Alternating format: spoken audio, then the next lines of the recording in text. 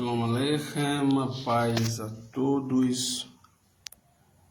Pessoal, venho aqui fazer uma pequena live falando sobre um assunto que foi me perguntado esses dias e que eu achei interessante compartilhar ele com vocês.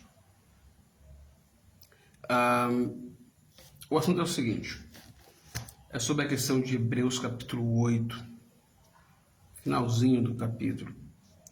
Nas Bíblias comuns consta assim, acho que é o versículo 13. Quando ele desnova, torna antiquada a primeira.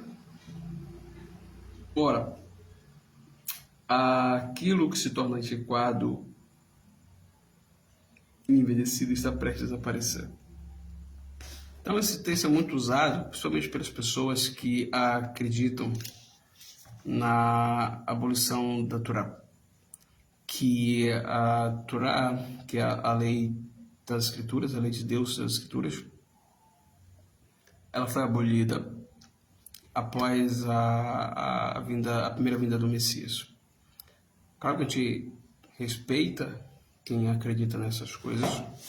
Nosso intuito aqui não é de respeitar a fé de quem acredita nisso, e se mostrar um outro ponto de vista, que é o ponto de vista dos Yehudim Hanesarim Harishonim, dos primeiros judeus nazarenos, ou seja, o ponto de vista do movimento judaico nazareno, que é o movimento que nós representamos e que, de fato, é o que seguimos, tá? Mas vamos lá. A primeira coisa a se ver é o seguinte, uma aparente contradição com a própria carta, tá? Por quê? Porque a mesma carta aos Hebreus que fala desse modo, ou seja, ela aparentemente descreve que a nova aliança torna a antiga antiquada e envelhecida. E é comum, inclusive, muitas pessoas falarem isso, essa aliança já é velha, antiquada, já passou, isso aí já acabou. E muitas vezes falam da aliança antiga como se fosse uma aliança a ser menosprezada. Entretanto, o que me pasma é que as pessoas não lêem texto dentro do contexto. A carta aos Hebreus, ela não começa no capítulo 8, né? Ela é uma carta. Então, ela tem aí seus 13 capítulos e tem começo, tem desenvolvimento, tem introdução, tem desenvolvimento, etc. Cara, quando eu vou entrar aqui numa análise completa sobre toda a carta, a gente precisaria uma live muito maior que essa. Eu quero fazer uma live pequena, na verdade um vídeo pequeno. Mas o que é interessante é o seguinte, o capítulo 4 de Hebreus, ele está falando exatamente da ideia do deserto, do povo de Israel que estava no deserto e que foi rebelde à primeira aliança, que é a aliança que Deus fez com isso. E desse contexto que o capítulo 4 da carta aos Hebreus e o versículo 11 diz assim: esforcemo-nos, pois, por entrar naquele descanso, a fim de que ninguém caia segundo o mesmo exemplo de desobediência, tá? Então, percebam, eu estou pegando para Bíblias comuns aqui, pessoal, estou pegando o próprio texto comum para fazer vocês pensarem algo sobre esse assunto que a própria carta aos Hebreus ela confronta, tá? Quando ele fala esforcemos-nos por entrar naquele descanso a fim de que ninguém caia segundo o mesmo exemplo da desobediência, ele deixa muito claro que ele está aqui focando na obediência. A obediência é o quê? Aquilo que a geração que estava no deserto foi rebelde, ou seja, a Torá. Mas não é só uma questão de você achar isso, ele fala isso claramente, se você pegar texto dentro do contexto. Versículo 11. Esforcemos-nos, pois, por entrar naquele descanso, estou em Hebreus capítulo 4, versículo 11. Esforcemos-nos, pois, por entrar naquele descanso, a fim de que ninguém caia segundo o mesmo exemplo da desobediência. Porque a palavra de Deus é viva e eficaz. É mais cortante que qualquer espada de 2 gumes, penetra até o ponto de dividir almas e espírito, juntas em medulas, e é apta para discernir os pensamentos e propósitos do coração. Não há criatura que não seja manifesta na sua presença. Pelo contrário, todas as coisas são descobertas e patentes aos olhos daquele a quem temos de prestar contas. Ou seja, a mesma palavra que o povo de Israel ouviu no deserto e que foi medido a obediência deles e que eles foram encontrados como desobedientes, é a palavra que ele está citando aqui. Que ele fala que nós devemos nos esforçar para entrar nesse descanso, a fim de que não caiamos segundo o mesmo exemplo da desobediência deles. Ou seja, ele está claramente falando de obediência à lei de Moisés e da palavra que o povo de Israel recebeu, porque essa palavra que ele fala aqui, que é viva e eficaz, é mais cortante que qualquer espada de 2 gumes, é a Torá. Por quê? Porque era a única palavra que existia lá no deserto.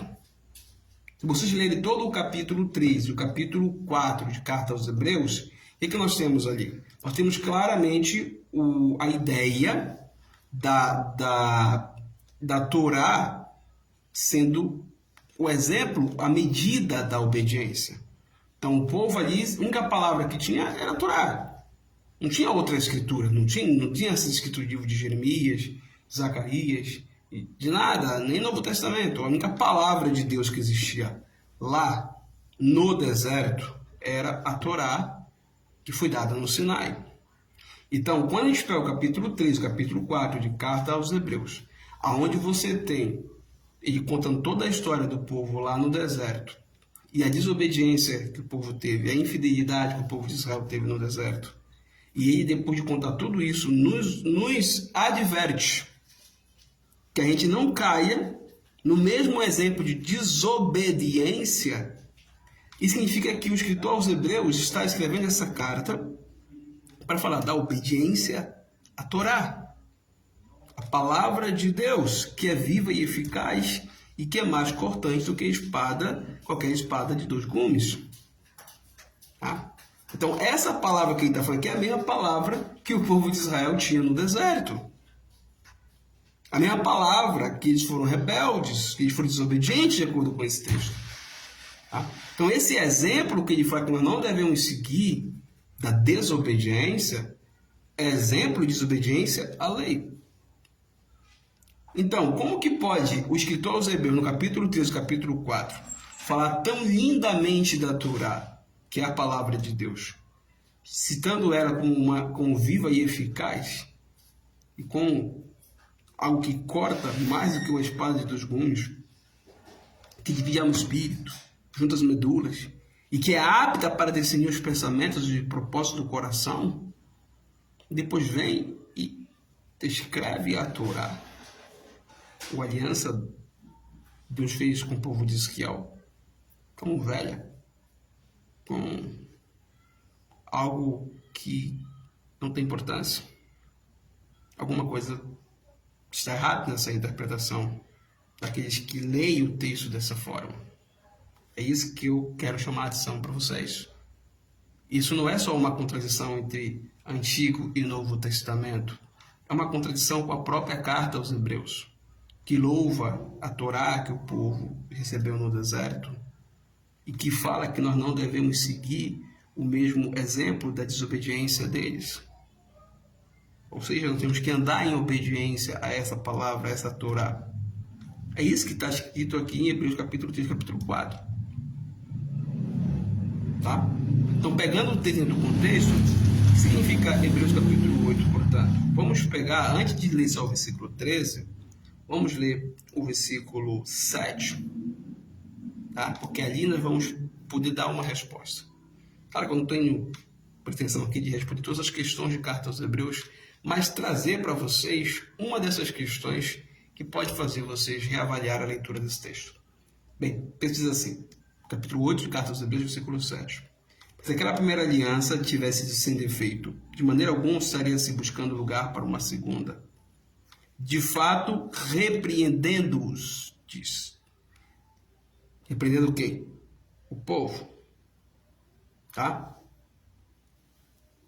Eis que vem dia, diz o Senhor, que firmarei nova aliança com a casa de Israel e a casa de Judá. Não segundo a aliança que fiz com seus pais no dia que os tomei pela mão para os conduzir fora da terra do Egito, pois eles não continuaram na minha aliança. E eu não atentei para eles, diz o Senhor. Essa é a aliança que farei com ele, com a casa de Israel, depois daquele dia, diz o Eterno. Na sua mente imprimirei as minhas leis, também no seu coração as escrevereis. Eu serei Deus, será o meu povo. Não ensinará jamais cada um o seu próximo, nem cada um o seu irmão, dizendo: conhece a Hashem, o Eterno, que todos me conhecerão, desde o menor todos me conhecerão, desde o menor, desde até o maior. Pois para com suas iniquidades usarei de misericórdia, e dos seus pecados jamais me lembrarei. Logo, qual é o assunto aqui? Ele está citando Jeremias 31. Do porquê houve a necessidade de uma Berit Hadashah, que o autor aqui trazia como nova aliança. Tá? A necessidade é a repreensão do povo. De fato, repreendendo-os, diz. Então, o defeito não está na Torá. O defeito não está nos mandamentos.